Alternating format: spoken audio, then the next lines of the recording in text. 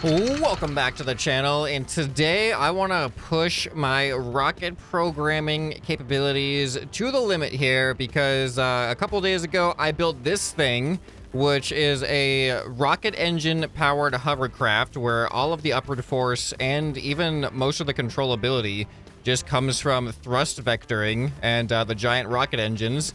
And I was thinking about, like, can I push this even further?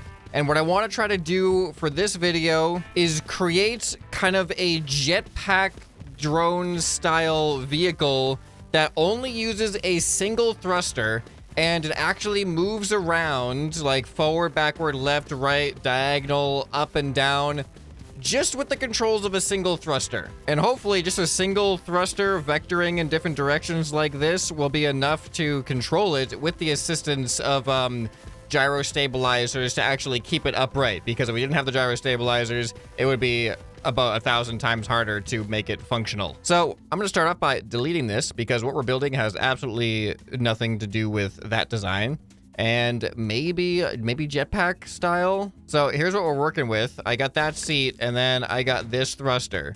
So this is kind of what I'm looking at. This is what I want. This is what I want to work with here. I want that to drive me wherever I want to go. I'm like 99% of the way there. Now I just gotta program it. No, obviously there's a lot more that's gonna go into this. And one of those things is going to be thrust vectoring programming. I guess the way to do that is a steering hinge on top of a steering hinge, I suppose. So these will be the forward and backward steering hinges. And then if I just 90-degree rotate, now we have left and right steering hinge. All right, so if this steering hinge rotates in the green direction, that would tilt the thrust backwards, causing us to move forwards. So I want green to be W, red to be S. And then if these other steering hinges go in the green direction, that would tilt it to the right, which would cause me to go left, which means I want green to be A and red to be D. So now let me just attach it from here and see how well this controls. And perfect. Obviously, this is going to need a lot more programming. You know what? Let's actually try something here. This is 30 kilograms. Let's try to equal out the weight before we even add any other controls to this thing. All right, how's this looking? Look at that. Perfect. Okay.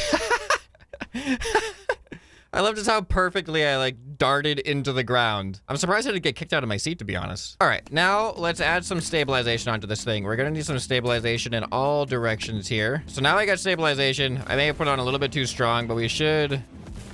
yeah, we should be able to see at least the concept. Now, the only thing... okay, this will be interesting. I don't know why I'm turning like that. But there is one limitation that I don't know if I'll be able to control it by the thruster itself, and that is yaw.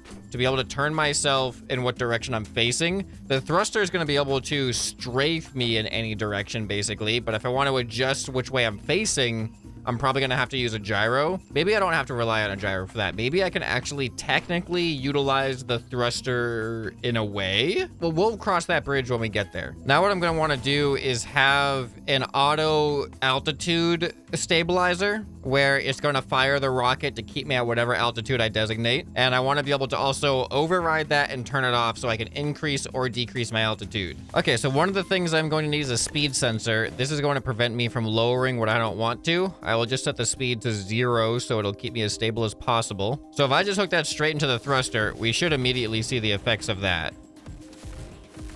Yeah, look at that. Now it just keeps me level. And turning is, you know, this is actually going to be strafing, isn't it? So I don't want that to be on A and D. I want that to be on Q and E. Right now, I don't have a way to lower myself. So I think what I need to do is I need to have my lowering control, which I'm going to set as actually control. We really need a not gate. A not gate would make things a lot more intuitive for me, because whenever I want to have the opposite of a signal, I always get really confused and have to, like, figure out a more complex way to do it. Because what I want to happen, I want the rocket to go on when this is on, but not when this is on. So I need this signal to be inverted and send a 0 value when the button is pressed. Here we go. Oh, I know how to do it. So if I put an altitude sensor on -500, so that means it's always going to be on. It's always going to have a 1 output. Then I have an XOR gate. There's probably an easier way to do this, but this is just the way that I'm thinking of. So this XOR gate will output only if one input is not 0. What that means is I can have the altitude sensor and my left control going into that. So this is going to be always on as long as one of these is not 0. And the altitude sensor is always not 0. So that's just going to have this be on until I press left control.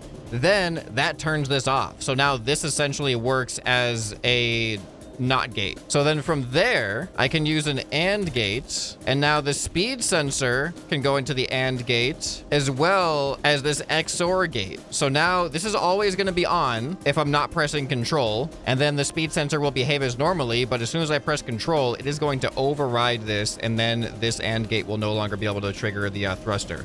So let's see if that works in concept. So it should work. Okay, why isn't it? Oh, I didn't actually hook it up yet. So I gotta make sure that this AND gate is the thing that is powering the thruster now. So here we go. It should prevent me from going down.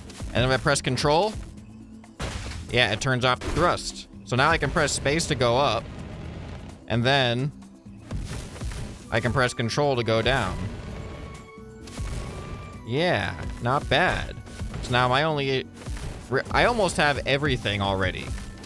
Almost. Oh, I can't.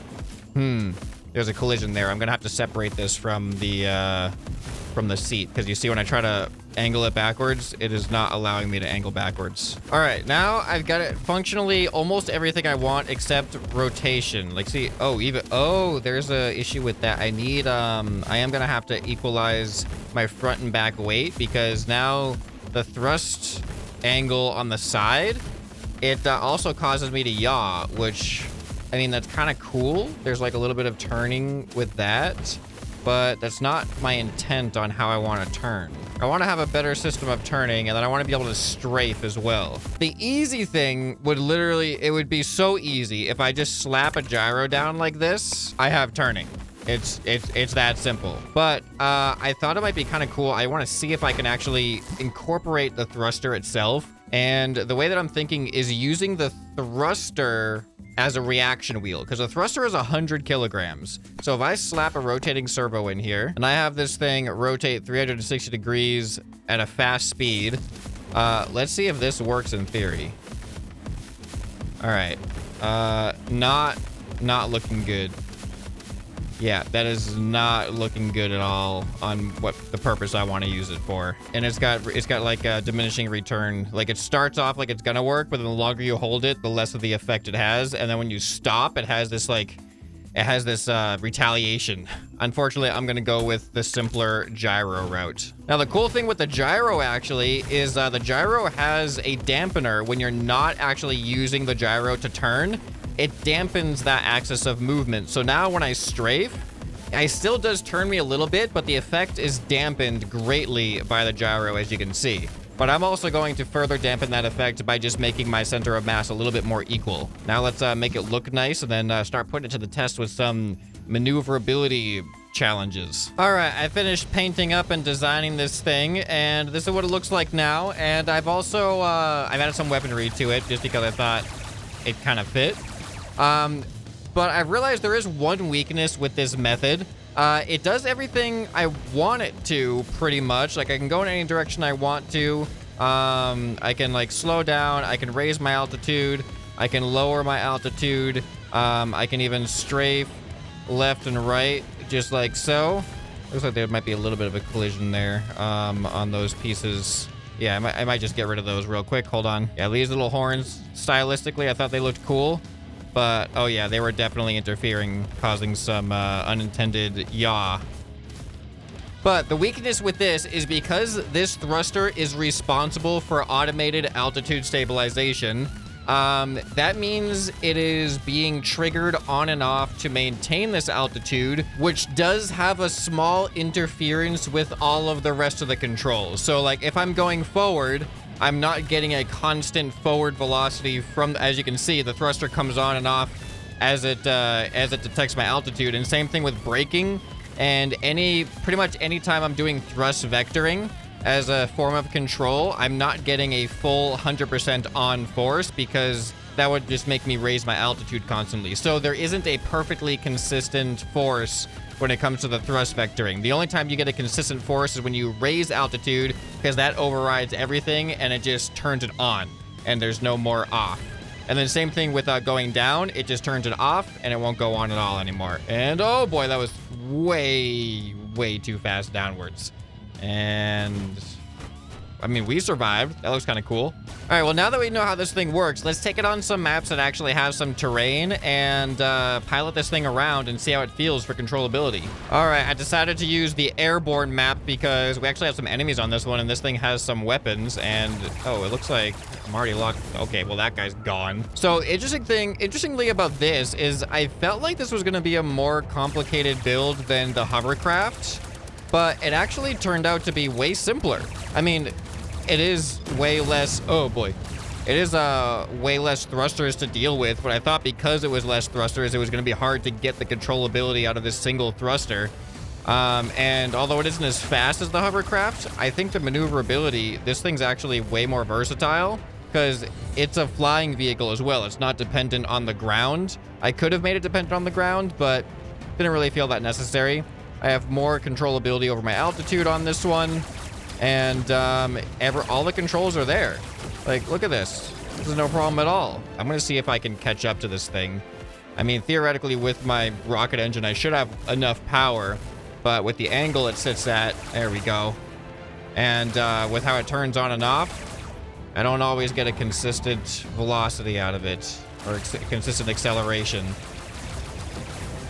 There we go. Come on, lock on. We're doing some damage to it. We are keeping up with it too. There we go. Oh, and it boosted up away from us. I don't have the ability to aim my weapons up and down, so I'm completely reliant on auto lock right now. Come on. Oh, my thruster's damaged. Okay. There's another, I found another weakness. Potential weakness is with a single thruster. If that thing gets taken out, that was close. If the thruster gets taken out, we are done.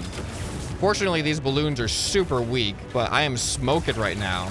I don't know how this is gonna fare in the rest of this battle here. If I get, looks like a couple of more good hits on that thruster, and I'm done.